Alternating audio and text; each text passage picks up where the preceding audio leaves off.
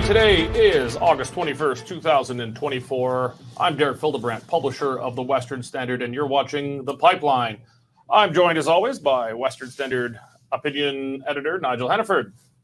Good evening, Derek. So much to say, so little time, eh? There we go. There we go. And Western Standard senior Alberta columnist Cory Morgan. Always a pleasure. Always. Well, we pay you to say you enjoy my time. Yes, well, what does that make me? Don't worry, I don't know. We won't go there. We've got a great show today. Jagmeet Singh complains about Jagmeet Singh. Jagmeet Singh is very upset that someone has been propping up Justin Trudeau and keeping him in power, destroying quality of life in Canada.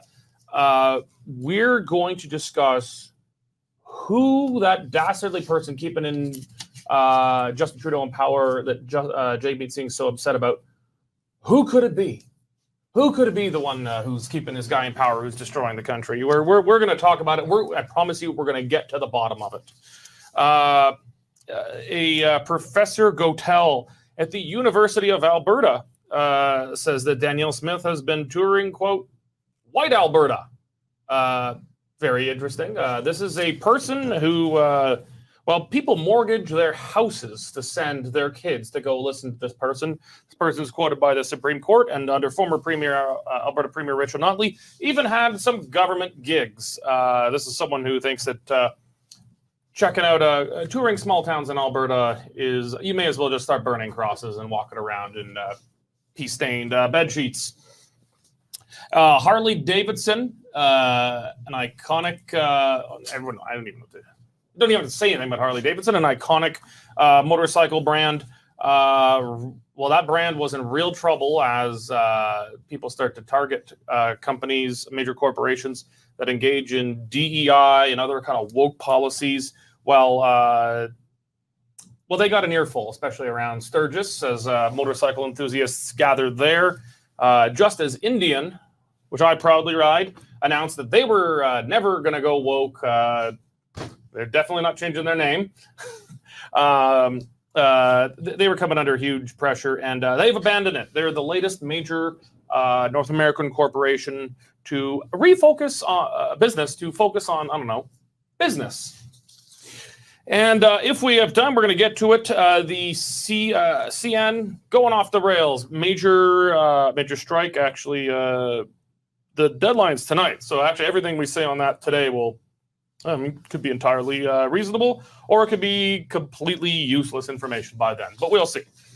But before we get into that, I want to talk to you about something. If the name Ted Byfield brings back fond memories, we've got a party for you.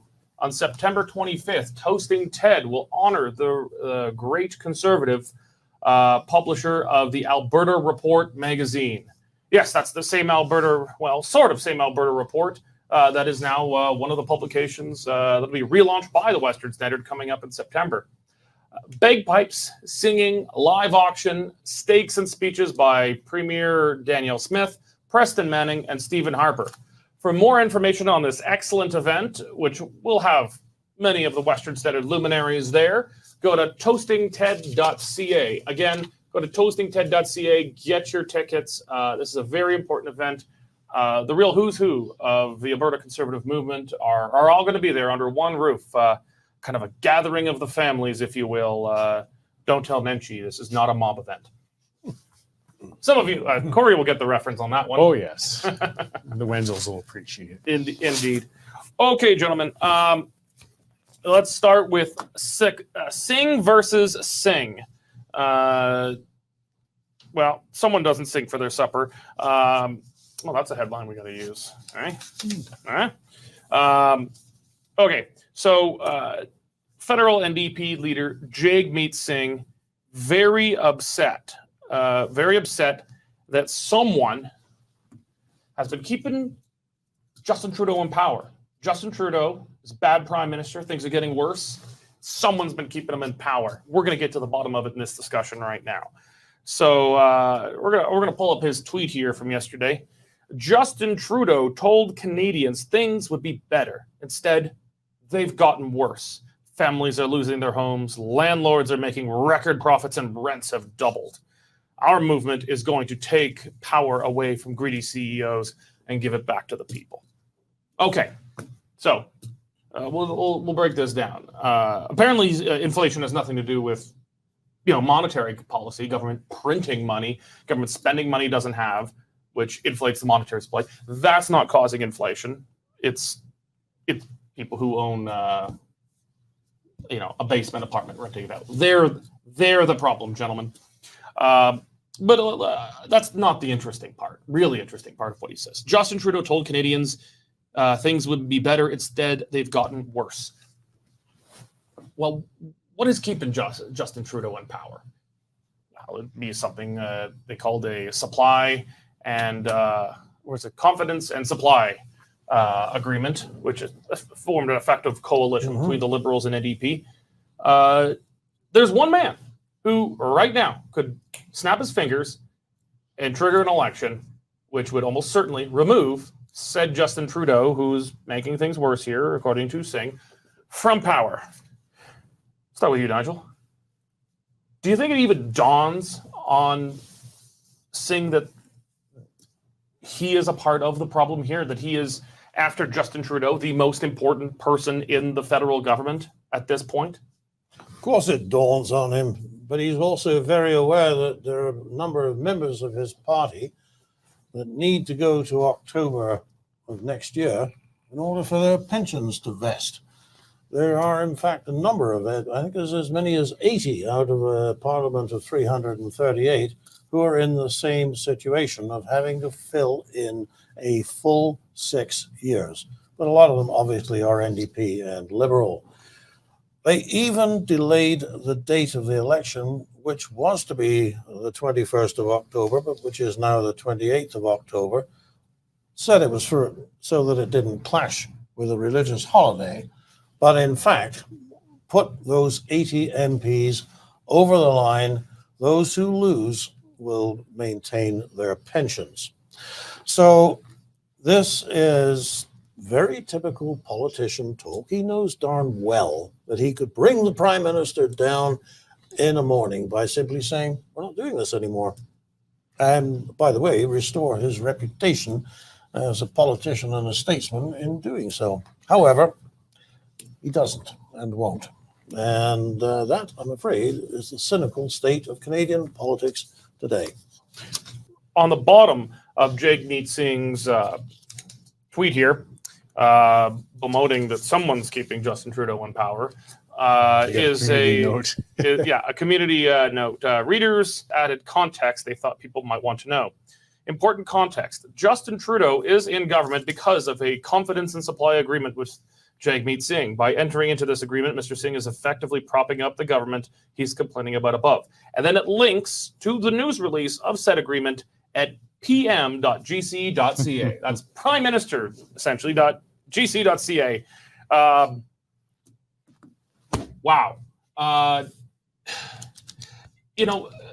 Consistency in politics is not rewarded generally. I value consistency. If a conservative says, I believe in free markets and supply and demand should set prices, I say, well, what about supply management? Let's talk about supply management.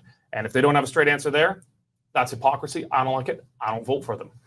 I'm not a probably target voter demographic of Jagmeet Singh or Justin Trudeau. But generally, consistency in politics is not valued by most people. Most people say they will, but they don't. They'll vote for self-contradictory things all the time. But normally the politicians have a way of squaring it in their brain because they have to justify it to themselves why what they're doing is consistent in their own worldview. How do you think, I want you to perform a dark thought experiment here. I want you to get inside Jagmeet Singh's brain, and we're going to pretend this is some kind of seance and you're the medium speaking for Jagmeet Singh. How do you think he explains this? If you're speaking for Jagmeet right now, how does he explain any consistency between this is a bad government that should not be in government anymore, and I'm going to keep this government in power? Are you talking how he tries to explain it to himself? Yeah, to himself. Yeah, like because to others he doesn't even try. He just blasts it. But to himself, how does he channel that? I think with a lot of these ideologues, they really think they've convinced themselves there's a bit of narcissism. They're on the right side of history. He's there to make Canada a better place. And it is so important that he maintains that role, that he can sometimes set aside opportunities to do things like to hold the prime minister to account or take the prime minister out of power. And a little bit of hypocrisy is justified in the course of the bigger picture, which is, of course, him being that great conscience in the House of Commons. He's convinced himself of that. I think maybe that's how he sleeps at night.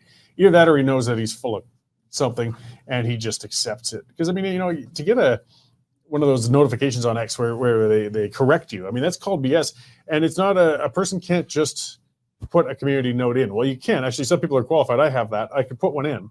But then it has to be actually given a whole bunch of readings and thumbs up from other people who were qualified to do that before it actually becomes entrenched. That got entrenched. That's pretty rare, actually. Mm-hmm. A lot of people saw right through the BS. I think Canadians see through the BS. You see that in the numbers. The NDP just sits where it does. Either Singh doesn't care, or he has deluded himself just to think that he's just so darn important that it doesn't matter. I've got a different theory. I don't think that he thinks Trudeau is doing a bad job. I think he's just saying what the polls are showing Canadians think, because that's always smart politics, reflect what the people think. And Canadians pretty overwhelmingly right now are very unhappy with this government and the cost of living and all of these kinds of things. I don't think I try to be charitable and take people at face value. I don't think he thinks that Trudeau's doing a bad job. I think he thinks that from his kind of fairly far left democratic socialist perspective, Trudeau could do a better job. He could be further left still, but this is part of the problem the NDP have faced since Trudeau became the leader of the Liberal Party, is he has moved so far away from the mythical center of Canadian politics, crowding out the NDP on the left, that they're trying to justify their existence. What is their raison d'etre? And he does think Trudeau's doing well, but this is political cover because Canadians. I think Jagmeet Singh likes Trudeau more than most Canadians do at this point, oddly enough. And he knows he can continue to get things out of Trudeau. But I think this is cover. I don't think I don't take him at face value here when he says he thinks Trudeau's not doing a good job. I think he just thinks Trudeau could be doing more of what we want. Well, I think you're probably right about that.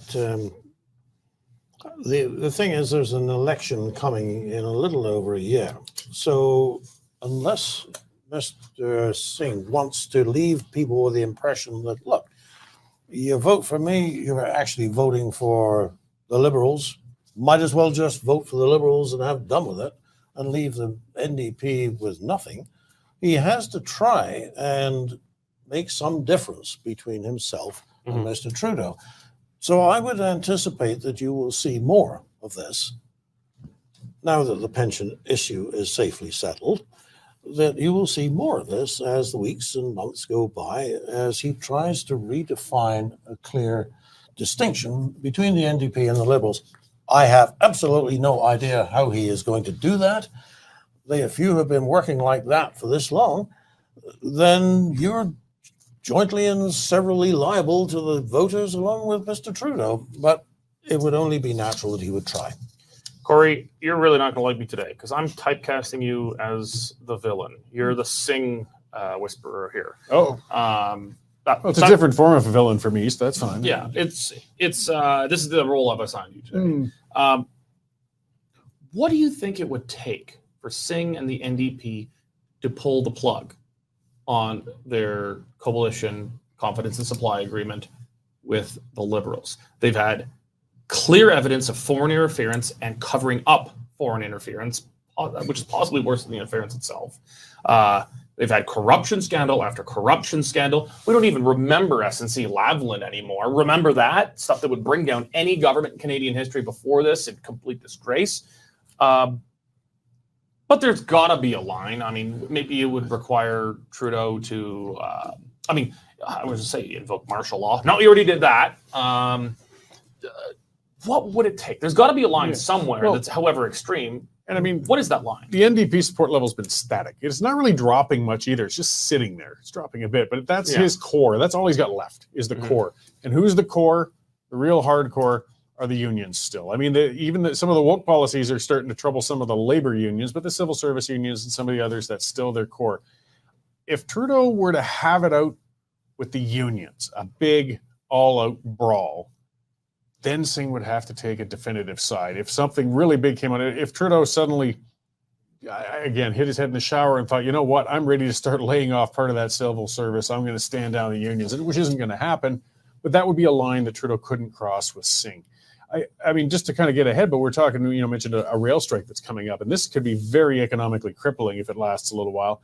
Yet the federal government has remained hidden and dodging on the possibility of imposing binding arbitration. Why are they so afraid to even imply that they might do it? That goes directly to the government's arrangement with Singh. They do not want to have a fight with the unions, not a big one. And that would perhaps be the final line, because Singh could lose that tiny little bit that's still holding him there. I don't know, Corey. I'm not sure there's anything that can make him break the link. If he could manage to absorb the blackface, Mr. Singh particularly, a Sikh. It's hard to say what possibly could. If he could sort of get past that, then I think Mr. Trudeau can do whatever he likes. I'm just so much more cynical about this than you two. You two, I think, are just giving these guys too much credit that it has anything to do with policy. Policy is the cover for these things, but there's actually a simple formula. It's 3 plus minus 1. And what that means is, in a minority government, the only thing that triggers an election is that either the government by itself, the governing party by itself, is high in the polls and can benefit from an election to get a majority, like the last election we held when Trudeau pulled the plug on his own government against Aaron O'Toole. He called his own election, brought his own minority government down. The other way, or you might engineer your own defeat. Harper arguably did that on his second minority government election, some would say. The other way is that all of the other opposition parties, at least comprising a majority of the House, need to all be up in the polls and poised to benefit. This is what happened when Paul Martin's minority government was brought down. The Conservatives were up in the polls, the Bloc was up in the polls, and the NDP with Jack Layton was up in the polls. All three of them stood to benefit, and the government was down. All three of their political interests aligned to an election. If any one of the major opposition parties that would comprise a majority of the House outside the government is not poised to make gains, or at least break even, then there's no election. It's simple math. It's a formula. And ideology has only a marginal amount to do with it, and is generally more of the casus belli for war rather than the underlying cause of it. That's my cynical take. You are a cynic. Yep. All right. Well, we're going to move on here. This is, I just love nutty professors. I love nutty professors. They just remind us how disconnected from Earth some people can be without getting on a rocket. So we've got this professor, Lisa. Goel. Is it Lisa or Lisa? Lise. Lisa? I'd say Lisa. I'm going to say Lisa. Mm-hmm. Lisa Goel. She is a professor of gender and women's studies at the University of Alberta. That almost tells you all you need to know right there. Fake departments with fake jobs and fake academia. Nothing fake about the salaries, though. No, very real cost to the taxpayer and effects on the minds of people, the professional minds of people who are there to learn something ostensibly useful. Danielle Smith put out a tweet here saying, I had a great weekend so far, kicked off Westlock. Yeah, kicked off Westlock Parade with MLA Glenn Van Dyke, and then I headed to Drayton Valley. I mean, just like a run-of-the-mill thing, probably put together by a staffer controlling the Premier's Twitter accounts. Got a picture of her just doing the summer barbecue circuit kind of thing. So she mentioned she went to two places, Westlock and Drayton Valley. Professor Lisa Goel tweeted to that, Premier Smith updates on her tour of White Alberta. And you should just note, White is in lower caps here.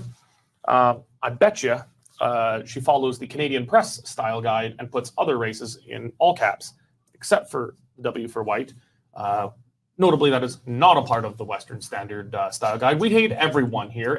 No one gets capitalized. We're indiscriminate in our loathing. We hate everyone. I hate both of you for reasons I don't even know. That's a separate show. Yes, yeah. That's okay. We reciprocate among ourselves. Yeah. Anyway. Yeah. We discriminate against everyone here. So anyway, just quite something for someone on the public teat to say. The kind of thing that, just imagine for a moment, this had been a conservative academic. This was Tom Flanagan, who actually said something controversial once, not nearly, I think, as offensive as that. And it was national news. And he was drummed out of political campaigns. He was, he may have been censured to some kind in academia. Imagine it was Barry Cooper, another conservative academic, both of which write for us. Barry Cooper quite regularly. This would be national news. Racist professor in Alberta says blah, blah, blah, blah, blah. As far as I can tell, the Western Standard is the only publication in Canada or media of any kind that has even mentioned that this has happened. Nigel, I know our own reporter, Alberta legislative reporter, Jonathan Bradley, asked Daniel Smith about this today. I think she was fairly less aggressive than one would expect in her response, but... Well, that of course is her style. Premier Smith watched her many, many times face hostile questioning, and she always gives a soft answer, turns away wrath. But this was not hostile questioning. This was a fairly friendly question about someone saying something very nasty about her, implying that she's she had the racist. opportunity to actually give this woman a swat, and she didn't take it. She just said, well, I don't do gender identity politics, and those who do, leave it to them. In fact, just as a matter of fact, let the record show that although Premier Smith was in those two very much cowboy country, oil rig country whistle stops there during the weekend, where you would expect to see people in cowboy hats, and mostly of the white complexion. If you go through her Twitter feed, you will see picture after picture after picture after picture of the Premier interacting with ethnic communities all through Alberta. I mean, if there is not one, there are dozens. So we published some, as a matter of fact, in the article we did on this, but they were just 3 out of a much larger number. So, inasmuch as the attack on her by Professor Goel was incorrect, clearly she doesn't just do White Alberta. The other question that I keep coming back to is, what possesses a person in a senior, well-paid university position whose works are favorably mentioned even in the Supreme Court of Canada because she happens to fit that particular political philosophy that is invested in the Supreme Court at the moment, somebody of great power and influence starts to call people names like kids in a schoolyard. What exactly are we paying for with people who do that kind of thing? You would expect, frankly, more maturity, even if you didn't expect more kindness and consideration. Cory, one of the things that, building on what Nigel said here, I think, nowhere more than academia do you see unserious people in serious positions of power and influence. They are shaping the minds of young adult students who are going to university, which gives you a privileged position in society. So these are people who are going to go out and ostensibly, some of them will do something with their degrees.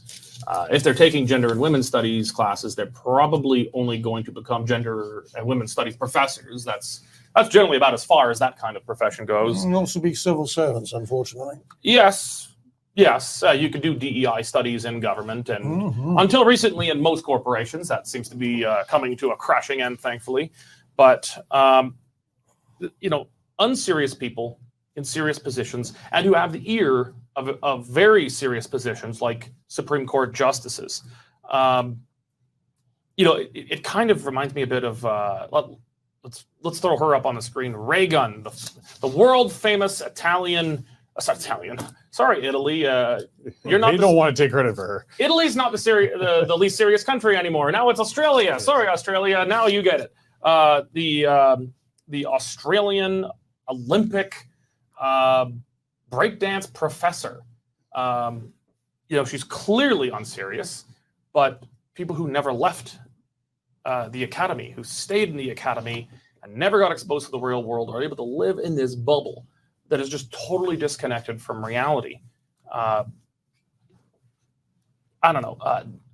Do you think, is there anything we can do to rid our universities of this without intruding into academic freedom, or as essentially if we're going to have to treat one or the other? Maybe if we had more private universities out there, they're private in a sense, but they're very government dependent.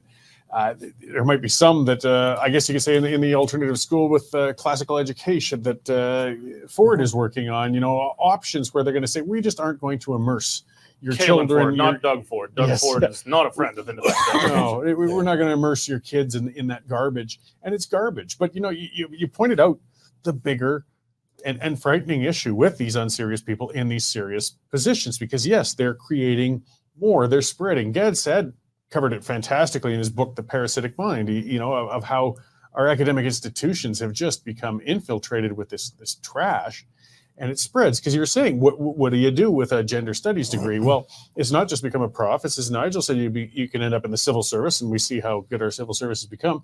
Or the other one, which is very frightening, if you come out with a liberal arts degree that's typically useless in the workplace, you've eventually gotten tired of making happy faces and lattes, and you want to get a pension but a relatively job with a lot of holidays. What do? You go back to school, get a teaching certificate, and you work in the public education system. And then they spread that garbage to even younger people. The people in the STEM departments of universities go on into the working world, and they're out there. But the ones educating our children, unfortunately, we're not skimming the cream to educate our children. We're actually starting to compile the stuff from the bottom, and it's bad. Science, technology, engineering, and mathematics. Right. So it's a big. This professor has exposed herself for the kind of the whack job she is, but she's just one of many others. Just some perhaps are discreet enough to keep their mouths shut. You did make a statement about 20 seconds ago that it had to do with academic freedom. And you say, what do we do? How do we get out of this? Well, what I mean is freedom. No, what I mean is, if we're to clean up our universities from this garbage, how do we clean up this garbage from our universities without having the government itself come in and say, you can have this professor, not that professor? That's why I'd like to see more alternatives, not government intervention. Yeah, because I'm. I try to talk about consistency. I don't like it when the left comes in and intrudes into the freedom of different other organizations. And I'm hesitant to see it from a side with a perspective I would be more likely to agree with. So I don't like the idea of, the province saying, well, we fund the university, so we're going to cut your funding unless you get rid of this professor, this professor, this professor. I'm not comfortable with that. But at the same time, I'm not comfortable with my tax dollars going to that professor, and that professor. And that professor, and that professor get together and exclude other people who have a different point of view. The University of Calgary, for example, their politics department was at one time considered to be the nest of the young Stephen Harper. The Calgary School with Daniel Smith went through it. Daniel Smith. Pierre Poilievre went through it. There are a lot of people who went through it.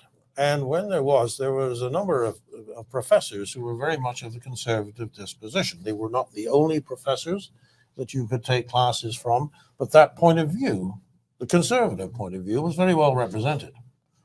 It is not that way today.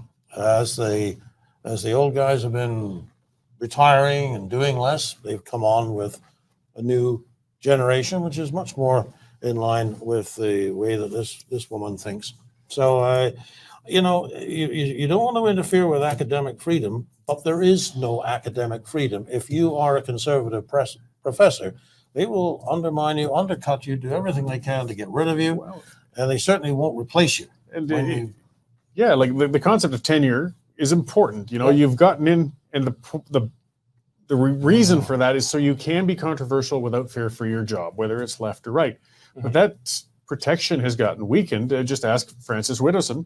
Ask Jordan Peterson. Yeah, found themselves on the outs because they so there's a double standard when it comes to applying that tenure. And I don't believe in two wrongs making a right. So no, I don't want to see this gender studies nut bar thrown out because of her views.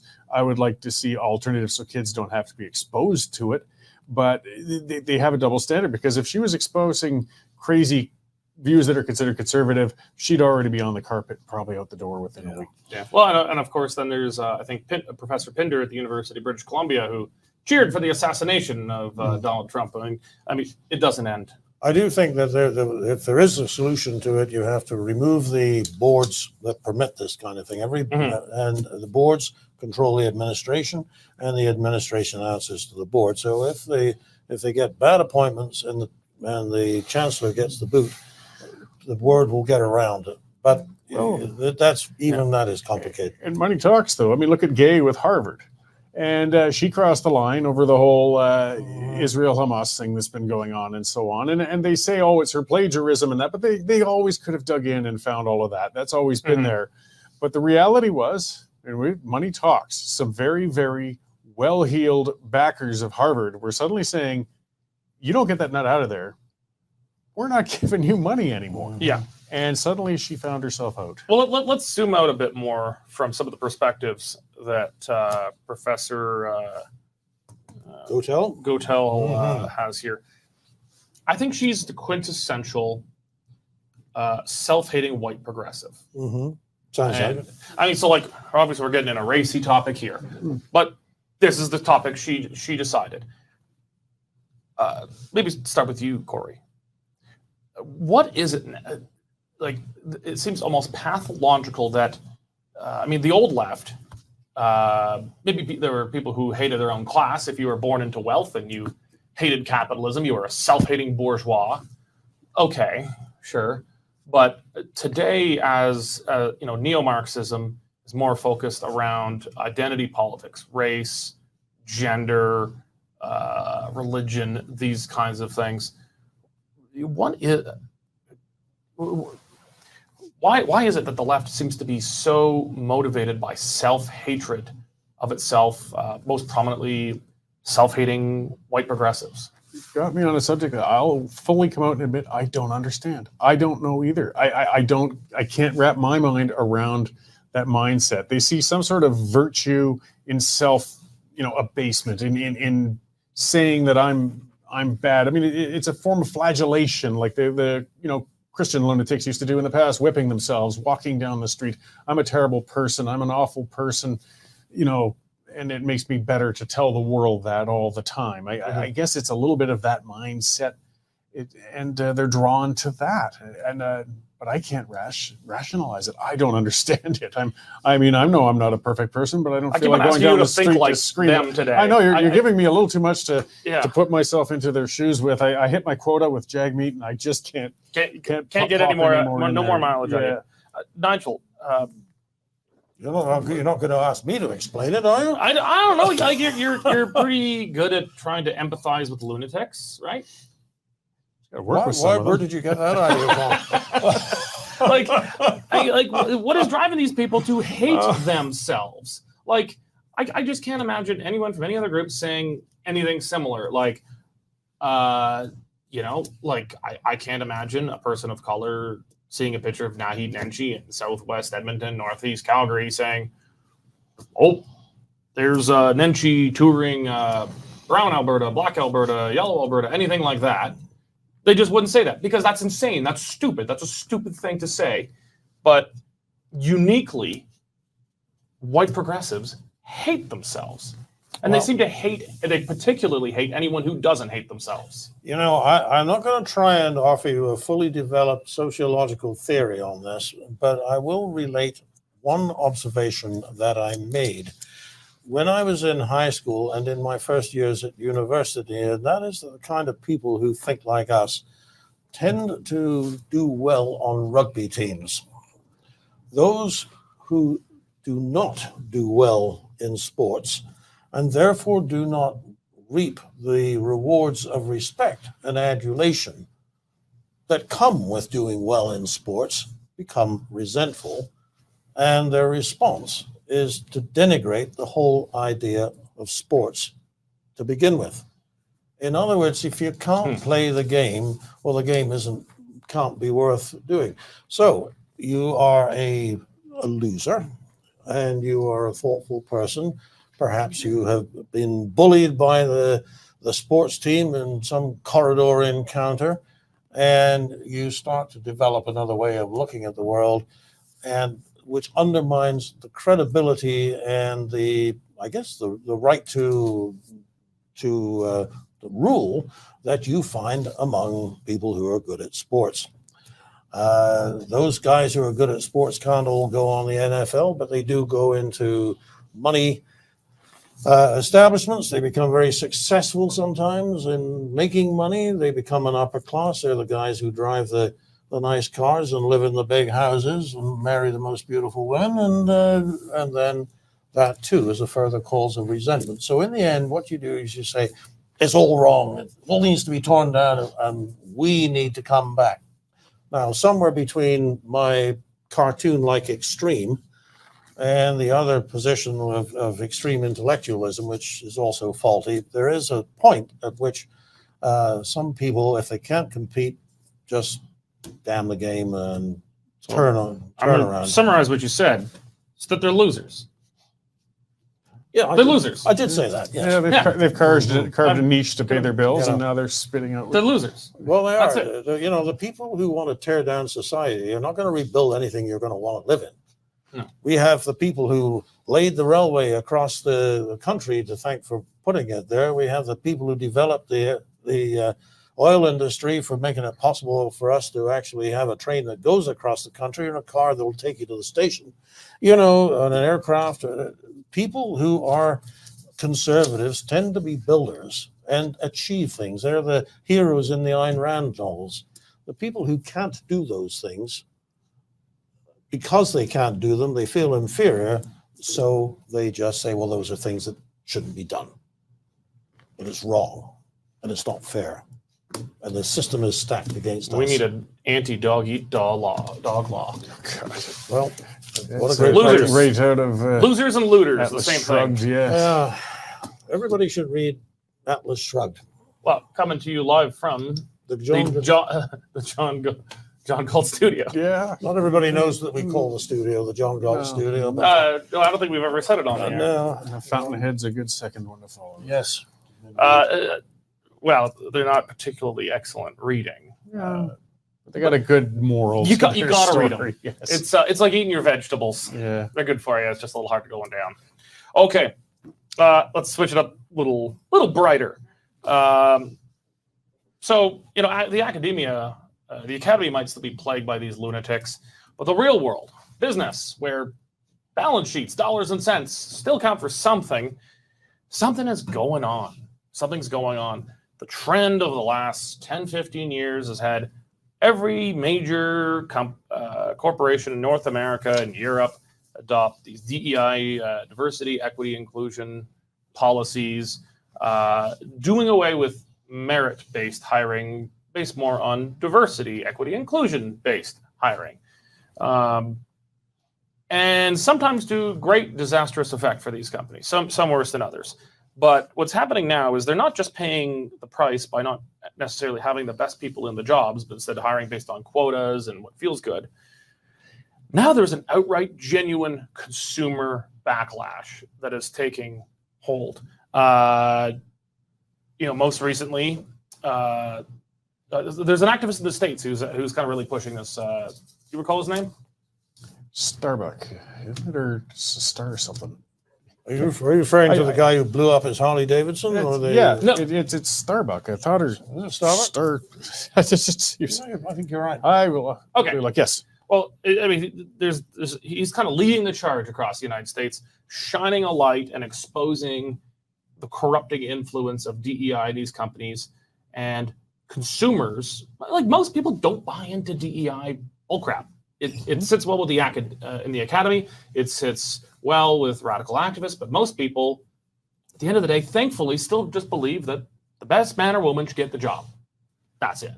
Doesn't sit well with the people who can't play rugby. It's not Starbuck, it's Star something, and I'm blowing it. Starsky. Okay. Right. And anyway, he recently turned his attentions. I don't think Indian ever did do DEI, but Indian came out proactively, and I'm very proud. I'm an Indian rider, so I was very proud when Indian came out and said, "We're not playing the woke game. We're not doing it. That's it." To much applause from motorcycle enthusiasts. But then right around the same time, Harley, which was put under the microscope, doubled down on DEI. Do you know who rides Harley-Davidsons? Does it seem like a DEI crowd to you? Well, I must confess, when the story broke, I was picturing, and I was trying to get artificial intelligence to generate the picture of these guys in the black leather with the patches and the tattoos and everything, standing there in the lobby of the Harley-Davidson head office, which is now in Germany, by the way, and saying, Herr Schmidt, there's people here to see you. That would have been the kind of situation. I can't imagine why Harley would have ever wanted to go there. But of course, It gets back to what we talked about before. These are the graduates from these woke schools. They're getting into the boardrooms. They're getting into the comms areas. They're getting into the marketing areas, and they're applying their idiocy to these things. The name was Robbie Starbuck, actually, is the activist. But the interesting thing is the ones that are pushing back are what I would call lifestyle brands. We don't go to the coffee cup thing and wear the coffee cup brand on a ball cap. You don't wrap yourself or socialize with a group of people who own a particular type of, phones even have a little bit of it, but the hardcore ones, we're talking John Deere caps. We're talking Harley-Davidson, Budweiser. These companies have people who actually kind of wrap their identity around the brands. And now these brands have suddenly turned around. By the way, your identity also involves that crazy trans person, Dylan Mulvaney, and you're expected to wear that on your outfit as well. And it's backfiring. They do not understand their client base. Let's see. We've had, what is the John Deere? Walked it back recently. Tractor Supply. Chick-fil-A never. They were never woke. They were never really a candidate for DEI policies. Bud, of course. I mean, it's just almost humorous to see Bud coming out trying to be super masculine again. Yeah, like they're overcompensating at this point. Like at Sturgis, there was Bud Light stuff everywhere. Is anybody drinking it? I mean, if they could slide it into their John Deere cozy, or Harley-Davidson. But Harley-Davidson, had said, no, we're sticking with DEI stuff, triggering a massive backlash. I mean, it was one thing when no one was really talking about it, but then all of a sudden it caught the attention of Harley-Davidson riders. And Harley-Davidson has now climbed down. They're doing away with their DEI. They're going to fire their DEI bureaucrats. And they're going to focus radically on making good motorcycles. And they better make them in the USA. The same story that had all this also said that they had been considering moving some of their production lines to Thailand, which is not going to sit well with an American. No, because that's an American, Harley, Indian. These are American brands. These are American motorcycles, and Canadians and Americans who identify with the American style of motorcycle they want to build here on this side of the Atlantic. It's a whole part of the identity thing as well. We're supporting local. We are. It's my neighbors. This is my. If you're riding a Suzuki or something, well, you don't expect that to be made in America. That's not the brand. But Harley-Davidson, Indian, these are iconic American brands, and the motorcycle. We self-style ourselves. It's the ultimate individualist mode of transportation, even more than the muscle car. The old easy rider guys on their own on the highway in the desert. I mean, this is not, again, a DEI type of vision. No, who the hell do they think are riding these things? I don't see Dylan Mulvaney. That disconnect of these people who are getting to the upper echelons, they really don't even know their own product. They don't even know their own customer base. No. But the accountants are figuring it out, because when the sales in Budweiser dropped $1 billion, they couldn't ignore the reality that, holy cow, we step knee deep in some crap here. Well, remember, in the marketing plan with the Dylan Mulvaney thing with Bud Light, they said, we want to attract a different kind of drinker, which was a not very subtle code for our beer drinkers aren't cool. They're a bunch of dumb rednecks, and they're not cool enough. we want a hipper, more young, urban crowd drinking our beer. Well, they didn't get that young, urban, hip crowd, but they sure lost a lot of their core, loyal customer base. Much of it they haven't gotten back yet. There was actually the famous scene where the guy picks it up and says, I never even liked this stuff that much, and takes something else. Yeah. That's a learning moment. Yeah, we got to remember your market, and that some strong cat piss IPA from an obscure place. That's the ones they were marketing to, and these guys were never going to come to Bud Light. It was just a foolish. I wasn't going to say it, Nigel, but you said it. It's not even a good beer to begin with. You were drinking the brand. You liked the brand. And when that brand said, you're not cool enough for our brand, well, that doesn't leave you with a lot of goodwill with your customers. Okay. Well, I think that's a good place to put a pin in it there, gentlemen. Thank you. And thank all of you for joining us today.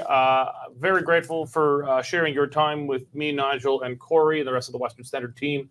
If you're not yet a member of the Western Standard, you need to be. The Western Standard is one of a tiny, tiny handful of independent media outlets in Canada not yet being funded by Justin Trudeau's federal media subsidies. If you want to keep the Western Standard strong, free, and independent, we need you to step up and support us. Go to westernstandard.news and click on subscribe or membership. It's only $10 a month or $100 a year, and it'll get you unlimited access to all Western Standard content. And importantly, it'll keep the fantastic team that we've built up here over the last 5 years doing the good work that I know you want us to continue doing. Thank you very much for your support and your time to sharing your time with us today. And God bless. You can become a Western Standard member for just $10 a month or $99